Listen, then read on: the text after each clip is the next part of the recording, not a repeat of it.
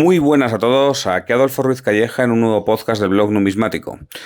Hoy voy a tratar de responder a una pregunta de las que más me hacéis en el canal de YouTube, que es ¿cuánto era el poder adquisitivo de una moneda en su época? O también me preguntáis cuánto tardaba una persona en poder cobrar esa moneda, ¿no? ¿Cuántos días de trabajo suponían? Bueno, pues lo voy a responder para el caso de un cara de rata, de un 8 escudos cara de rata, que son estas monedas de 8 escudos acuñadas en las tecas indianas entre 1762 y 1772. Son monedas muy conocidas, muy queridas por los coleccionistas, muy llamativas y también bastante caras. Lo hago porque, bueno, pues Ibercoin está ofreciendo dos caras de rata muy interesantes en la próxima subasta que ha organizado para el día 20 de julio de 2023. Es una subasta pues, de unos 1.500 lotes donde bueno, hay una grandísima diversidad. Hay monedas desde salidas de 0 euros hasta salidas de 25.000 euros. Así que tanto si sois un coleccionista, digamos, de a pie, que no podéis gastaros mucho, pues como yo, ¿no? Pues vais a poder encontrar monedas interesantes para vuestra colección, y si sois coleccionistas fuertes que queréis monedas de alta calidad, pues también vais a poder encontrar unas cuantas cosas. Bueno, sin más, vamos con los caras de rata y a ver qué se podía comprar en su momento con estas monedas de 8 escudos.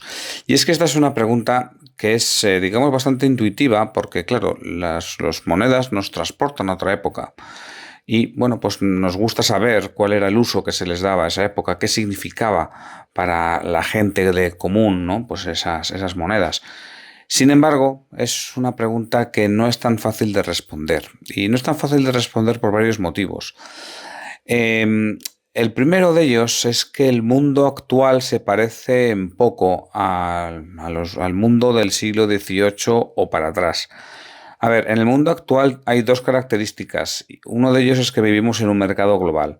O sea, el precio del trigo, por ejemplo, en la península ibérica, está relacionado con el precio del trigo en Australia o en China o en África. Eso no ocurría en el siglo XVIII. En el siglo XVIII era perfectamente normal pues que, no sé, en Madrid hubiese unos precios y en Sevilla hubiese otros. Y que algo escasease en Francia pero abundase en Rusia, por ejemplo, porque no había las vías de comunicación que existen hoy en día. Entonces, claro, es difícil dar un precio, digamos, global. Y la segunda característica es que hoy en día tenemos una ingente cantidad de información y de datos sobre transacciones económicas. Cualquier empresa tiene una contabilidad extensísima, no digamos nada, la administración pública, y continuamente estamos registrando precios de manera, escrita, ¿no? Bueno, o digital. Bien, esto es algo muy propio del siglo XX, XXI, pero no se daba así en el siglo XVIII. O sea, la gente hacía transacciones y en ningún lugar quedaban registradas, con lo cual es difícil muchas veces saber exactamente cuánto ganaba la gente, saber cuánto costaban las cosas, además que obviamente los precios de las cosas pues es bastante variable. Entonces no es tan fácil hacer una equivalencia de cuánto costaba, cuánto dinero suponía estas monedas de, en este caso, 8 escudos. Más aún cuando la relación entre los precios obviamente no se mantiene constante. O sea, la relación entre lo que cuesta, no sé, una gallina y una cabra no es la misma en el siglo II, en el siglo VIII, en el siglo XVIII y en el siglo XXI. O sea, no tiene nada que ver. O la relación de lo que cuesta una casa y un kilo de patatas, pues también va variando muchísimo, con lo cual es muy difícil decir, oye, esta moneda equivalía a, no sé, a 500 euros actuales o 3.000 euros actuales, pues algo así no lo vamos a poder decir nunca. Elegir los 8 escudos caras de rata no es una decisión baladí, porque, bueno, aparte de que son muy bonitos y de que me permite ilustrarlos con las monedas que saca Ibercoin, esta decisión es, digamos, concienzuda, porque justamente en este momento, digamos en la década de 1760, 1770, a principios de la década de 1770, se da, yo diría que el menor precio que hay en las Indias, ¿no? en América, en la época virreinal.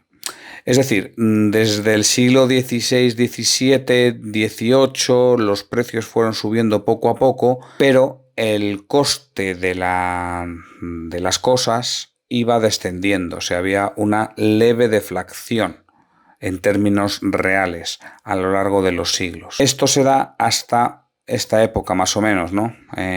Pues en torno a 1770.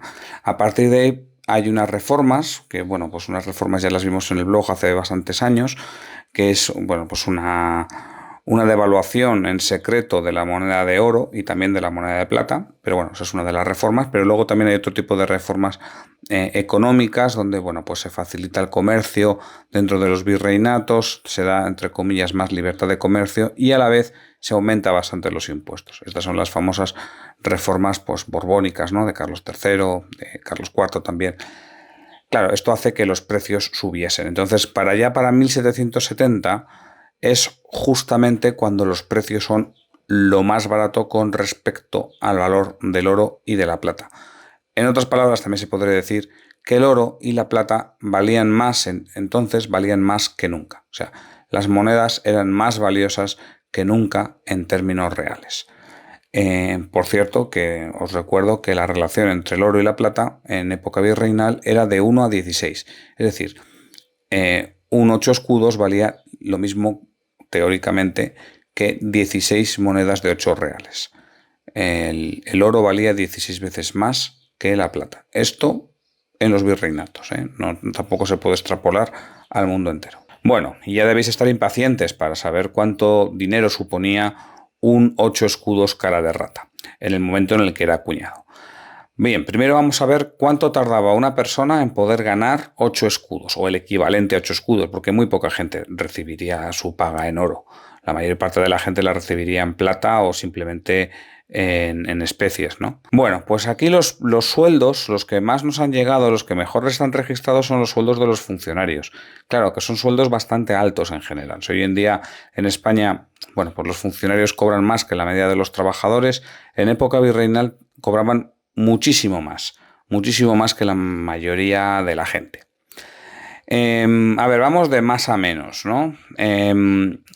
Me voy a fijar en sueldos que he encontrado del Virreinato del Perú, o sea, fundamentalmente de Lima. Bien, el más alto de todos, por lo menos los que yo he visto, era del virrey. Concretamente, el virrey Amat cobraba 25.000 pesos anuales. Eso era un auténtico dineral. Por cierto, que el virrey Amat es el que construyó el fuerte de Callao, que se puede visitar a día de hoy, la actual construcción. Y también, bueno, pues es famoso por ser el amante de la Perricholi. La Perricholi, que era, digamos, la mujer del momento, era una actriz y demás, bueno, que coleccionaba amantes, la Perricholi. Y parece que, bueno, dice la leyenda al menos, que el propio virrey Amat fue el que le puso el mote de Perricholi, porque le llamaba perra chola. Bueno, es una palabra muy fea, tanto perra como chola, son adjetivos hoy en día despectivos, pero bueno, pues así él llamaba a su amante y así quedó la Perricholi, que es súper conocida en Perú, y de hecho en el fuerte de Callao os conté la historia cuando lo visiten, lo podéis ver en el archivo del canal de YouTube. Bueno, el caso es que este hombre, el virrey Amat, cobraba 25.000 pesos anuales, lo cual era muchísimo dinero, con lo cual él diariamente, o sea, cada uno de los 365 días del año, recibía 4,28 monedas de 8 escudos. Esto era una auténtica barbaridad, o sea, esto era un sueldo altísimo. Fijaros si era alto, pues que simplemente hay que compararlo pues, con otros altos cargos políticos. Por ejemplo, un alcalde de corte de la Real Audiencia, o sea, esto era un cargo muy alto, se cobraba 3.000 pesos anuales. O sea, menos de 8 veces menos que el virrey, ¿no? Con lo cual, bueno, este alcalde de corte de la Real Audiencia podía obtener un 8 escudos cada 2 días. También era un sueldo, vamos, altísimo, ¿no? Bien, en cambio, bueno, pues otra gente, por ejemplo, un contador del Tribunal de Cuentas, ¿no? Pues que ya no era un cargo político, sino que era un alto funcionario. Bueno, pues este hombre recibiría un 8 escudos cada 6 días. Bueno, pues ya tampoco va mal, tampoco le va mal al hombre. Y sin embargo, un soldado, por ejemplo, un soldado de la guarnición de Callao, que estaría ahí, pues cuidando al virrey Amat mientras el virrey estaba con la Perricholi. Bueno, pues ¿cuánto cobraba el soldado? Bueno, pues el soldado tardaba en ganar ese 8 escudos 21 días. Y sin embargo, un balanzario de la Caja Real de Arequipa tardaba 36 días en ganarlo. O sea que aquí vemos como diferentes rangos de funcionarios tenían unos sueldos muy, muy distintos. O sea, los cargos políticos estaban bastante bien pagados, sobre todo los altos cargos políticos, obviamente, pero luego tenemos funcionarios que cobraban, pues eso, 6 veces más que otros funcionarios. Y hay que decir que este desnivel se veía como normal en la época y bueno, hoy en día incluso se puede ver normal en América. A día incluso de hoy, en siglo XXI, en América, en toda Hispanoamérica, hay unas diferencias de sueldo muchísimo más grandes de las que hay en España. Bueno, todos estos son o eran buenos sueldos. O sea, este balanzario que tardaba 36 días en poder recibir lo equivalente a un 8 escudos, este hombre tampoco creo que se quejase demasiado, porque, bueno, pues él era funcionario y podía tener un buen sueldo. Fijaros que, bueno, había gente, digamos, profesiones, vamos a llamarlas así, liberales, que podían llegar a ganar más dinero. Por ejemplo, un cirujano recibía el equivalente a 8 escudos cada 20 días, mientras un herrero lo hacía cada 48 días. Un carpintero cada 30 días y un dentista o una comadrona cada 116 días. Esto es curioso, ¿no? Porque a día de hoy un dentista o una comadrona son profesiones muy valoradas y muy bien pagadas, pero bueno, pues se ve que en la época no se valoraban tanto. Me imagino que el dentista fuese simplemente un sacamuelas y se les pagaba muy poco. Tampoco, bueno, pues que tardaban eso, 116 días en poder recibir lo equivalente a un 8 escudos, mientras que a lo mejor un carpintero solamente o sea, un carpintero lo conseguía en simplemente 30 días. Bueno, todo esto serán, vamos a llamarlo así, trabajadores cualificados o profesiones más o menos liberales. Pero ¿qué pasa con la gente poco cualificada? Bueno, pues una persona poco cualificada venía a cobrar unos 4 reales por jornada laboral. Entonces he hecho la cuenta de, vamos a poner unas 250 jornadas laborales al año. Entonces, una persona así cobraría 8 escudos cada 50 días. O sea, más o menos lo mismo que un herrero, ¿no? Estoy hablando de una persona poco cualificada en una zona rural. O sea, lo que puede ser, pues no sé, un trabajador en una plantación de tabaco o en una mina o en sitios así. Como digo, se le pagaban más o menos un 8 escudos, suponía pues el pago de 50 días. Pero esto si era español, porque si era indio se le pagaba la mitad. O sea, se le cobraba 2 reales diarios. A los españoles les pagaban 4 reales y a los indios les pagaban 2 reales diarios. Entonces un indio pues tardaría unos 100 días en poder recibir lo equivalente a un 8 escudos. Obviamente, a ver, o sea, un indio se moría sin haber visto un 8 escudos y sin haber conocido a nadie que lo haya visto. O sea, esta gente pues cobraría en especies y ya está. ¿Y cuándo cobraba? O sea, estoy hablando de indios que no fuesen mitayos. Si eran mitayos, entonces olvídate, ya no cobrarían nada, ¿no? Todos estos sueldos que he dicho eran del Virreinato de Perú. Estoy viendo también algunos sueldos en el Virreinato de Nueva Granada. Y bueno, veo que es un poquito más alto, pero bueno, también levemente más alto, no mucho más. Lo que sí que veo también es que la relación de pagar la mitad a los indios se mantenía también en el Virreinato de Nueva Granada. Bueno, pues era, digamos, la costumbre. Mucho peor era la mano de obra esclava, obviamente. Esa gente no ganaba nada. O bueno, o había algunos que sí. Porque esto es un sistema bastante curioso que me he encontrado ahora cuando he estado preparando este podcast y el artículo que lo acompaña. Resulta que los esclavos podrían ofrecerse a sí mismos como jornaleros a terceros, siempre y cuando ocurriesen 2 cosas. Primero, que su amo estuviese de acuerdo y que su amo recibiese una compensación. O sea, si un esclavo veía que otra persona iba a pagarle bien, digamos, bastante, él simplemente podía decir a su amo, oye, que yo me voy a ir a trabajar con el otro y yo te pago a ti una renta por mí mismo. ¿Vale? ¿Cuánto era esa renta? Bueno, pues el amo solía pedir 1 real diario por cada 100 pesos que hubiese costado el esclavo. O sea, si el esclavo hubiese costado 500 pesos, por ejemplo, Entonces, el esclavo tenía que pagarle al amo 5 reales diarios. Si luego él era capaz de trabajar para terceros, bueno, o montarse su propio negocio y ganar más de 5 reales diarios, pues el resto se lo podía quedar. Y si ahorraba lo suficiente, pues incluso podría comprar su libertad. A ver, esto es algo que ocurría muy raras veces, porque, a ver, los sueldos que hemos estado hablando, los sueldos de los trabajadores poco cualificados, no daban para esto. Si era un esclavo bastante cualificado, bueno, pues es posible que a lo mejor alguien le pagase algo más, pero se lo pagaría de manera puntual, no le daría para muchos ahorros. He visto que ha habido algunos esclavos, pero me imagino que sean personas muy puntuales, que fueron negociantes y consiguieron montar su propio negocio y con ello comprar su propia libertad. Bueno, eso me imagino que fuese muy raro. También veo que hay algunos que no compraron su propia libertad, sino la de sus hijos o la de sus hijas, porque estas eran más baratas. O sea, generalmente era más barato comprar a un esclavo niño que comprar a un esclavo adulto. Entonces, bueno, ellos decían, vale, si mi libertad cuesta, vamos a poner, como os he dicho antes, ¿no?